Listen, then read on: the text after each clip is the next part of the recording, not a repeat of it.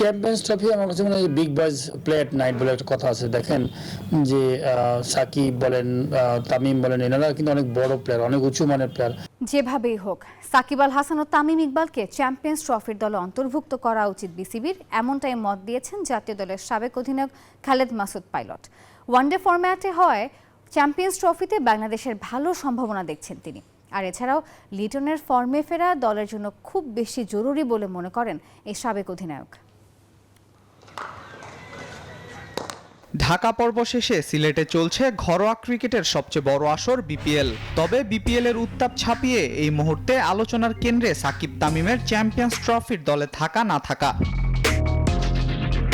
ICC champions ট্রফিতে সাকিব আল হাসানকে খেলানোর চেষ্টার কথা জানিয়েছিলেন খোদ বিসিবি সভাপতি ফারুক আহমেদ। তবে সাকিবকে খেলাতে কাঠখড় পোড়ানোর ব্যাপার থাকলেও তামিম ইকবালের ক্ষেত্রে নেই তেমন কোনো ঝামেলা।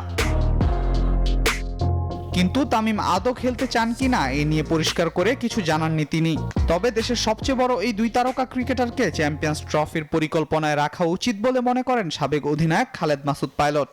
চ্যাম্পিয়ন্স ট্রফি আমার কাছে মনে হয় big boys play at night বলে একটা কথা আছে। দেখেন যে সাকিব বলেন, তামিম বলেন, এনারা কিন্তু অনেক বড় প্লেয়ার, অনেক উঁচু মানের প্লেয়ার। আমাদের বাংলাদেশ টিম কিন্তু খেলে, বিভিন্ন জায়গায় খেলছি আমরা, এবং প্লেয়াররা ভালো পারফর্ম করছে, কিন্তু তামিম সাকিবদের মতো কিন্তু এখনো ওই ব্র্যান্ডটা তৈরি হয়নি। 19 ফেব্রুয়ারি থেকে হাইব্রিড মডেলে পাকিস্তান ও সংযুক্ত আরব আমিরাতে শুরু হবে চ্যাম্পিয়ন্স ট্রফির এবারের আসর। আর এই টুর্নামেন্টের আগে ক্রিকেটাররা ভালোভাবে নিজেদের প্রস্তুতি নিতে পারলে বাংলাদেশ এবার ভালো কিছু করবে বলে আশাবাদী পাইলট। স্বাভাবিক, আমাদের বাংলাদেশ কিন্তু সবসময় প্রিপারেশনটা ভালোই নেই, কিন্তু আপনাকে বুঝতে হবে যে ওয়ার্ল্ড লেভেলটা কিন্তু অনেক টাফ লেভেল, এবং সেখানে কিন্তু এরকম অনেক বোলার, দুর্বল বোলার থাকবে না, সব কিন্তু প্রত্যেকটা টিমই কিন্তু কোয়ালিটি।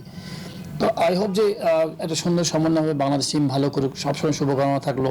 এছাড়াও চ্যাম্পিয়ন্স ট্রফির আগে বিপিএল এর বাকি ম্যাচগুলোতে অফ ফর্মে থাকা লিটন দাসের রানে ফেরা দরকার বলেও জানান তিনি। রেড করে নাই football, hockey. Al Mahmud Fahim, news 24, Dhaka.